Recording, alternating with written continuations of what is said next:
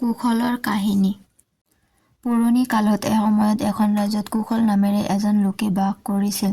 তেওঁৰ কেইবাজনো পুত্ৰ আৰু এজনী মাত্ৰ কন্যা আছিল।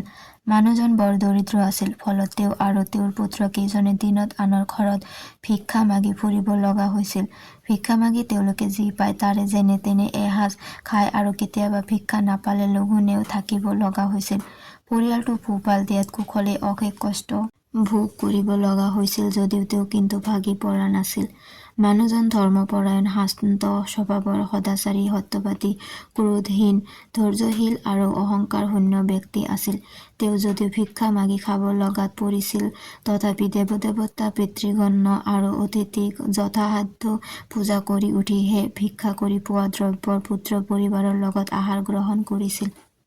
এদিন কুশলে বেজাৰ মনেৰে এজন শান্ত স্বভাৱৰ ব্ৰাহ্মণৰ ওচৰলৈ গৈ ক'লে, হে ব্ৰাহ্মণ দেৱতা, আপুনি দয়া কৰি কওকচোন, মই কেনেকৈ মোৰ পৰিয়ালটো দৰিদ্ৰতাৰ গৰাহৰ পৰা ৰক্ষা কৰিব পাৰিম। মই ধনী হ'ব বিচৰা নাই, পৰিয়ালটো পোহপাল দিব নোৱাৰিহে আপোনাৰ ওচৰলৈ আহিছো। মোৰ কেইবাটাও সন্তান আছে, তাৰ ভিতৰত শিশু পুত্ৰটিয়ে আজি খাবলৈ নাপায় ভোকতে বৰকৈ কান্দিছিল। তাক দিবলৈ ঘৰখনত একো খোৱা বস্তু নাছিল। মই বিৰক্ত হৈ তাক ঘৰৰ ভিতৰৰ পৰা চোতালত উলিয়াই থৈছিলো। সি কান্দি কান্দি কৰবালৈ গুচি গল।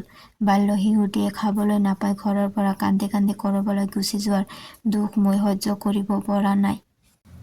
মই এতিয়া কি কৰো? মোৰ একমাত্ৰ ছোৱালীজনীৰো উপযুক্ত বয়স হৈছে, তাইকো অৰ্থৰ অভাৱত বিয়া দিব পৰা নাই। মই বৰ দুখ আৰু শোক সাগৰত পৰিছো। আপুনি মোক দয়া কৰি কিবা এটা উপায় দিয়ক। সেই ব্ৰাহ্মণে নৱৰাত্ৰিৰ ব্ৰত পালন কৰিছিল। তেওঁ কুশলৰ কথা শুনি কৈছিল, তুমি নৱৰাত্ৰিৰ ব্ৰত পালন কৰা আৰু তেতিয়া তুমি পৰম সুফল লাভ কৰিব পাৰিবা। তুমি যথাশক্তিৰে দেৱী ভাগৱতীৰ পূজা আৰু শক্তি মন্ত্ৰ জপ কৰিলে দেৱীৰ কৃপা লাভ কৰিব পাৰিবা। তেতিয়া তোমাৰ সকলো দুখ মোচন হ'ব। ত্ৰেতা যুগত ৰামচন্দ্ৰইও ৰাজ্যভ্ৰষ্ট হৈ বনবাসত থকাৰ সময়ত কিষ্কিন্ধা পৰ্বতত এই ব্ৰত পালন কৰি দেৱী ভাগৱতীৰ পূজা কৰিছিল। গতিকে কুশল, তুমি সাধ্যানুসাৰে এই ব্ৰত পালন কৰাটো উচিত হ'ব বুলি ভাবো। কুশলে ব্ৰাহ্মণক গুৰুৰূপে জ্ঞান কৰি তেওঁৰ পৰা নৱৰাত্ৰিৰ ব্ৰত আৰু দেৱী পূজা সম্পৰ্কে শিক্ষা গ্ৰহণ কৰিলে। তাৰ পাছত তেওঁ ভক্তিভাৱে এই ব্ৰত পালন কৰি দেৱী ভাগৱতীৰ পূজা কৰিলে। এনেকৈ ৯ বছৰ ধৰি তেওঁ অতি নিষ্ঠাৰে নৱৰাত্ৰিৰ ব্ৰত পালন কৰাৰ পাছত ১০ম বছৰত তেওঁৰ পূজাত দেৱী সন্তুষ্ট হৈ সকলো দুখ মোচন হ'বলৈ আশীৰ্বাদ দিলে। লগে লগে কুশলৰ দৰিদ্ৰতাও সম্পূৰ্ণ নিৰ্মূল হ'ল। দেৱীৰ আশীৰ্বাদত তেওঁ বহু ধন ৰত্ন লাভ কৰিলে। তাৰে কিছু অংশ ব্যয় কৰি তেওঁৰ একমাত্ৰ কন্যাক সুযোগ্য পাত্ৰলৈ বিয়া দিলে।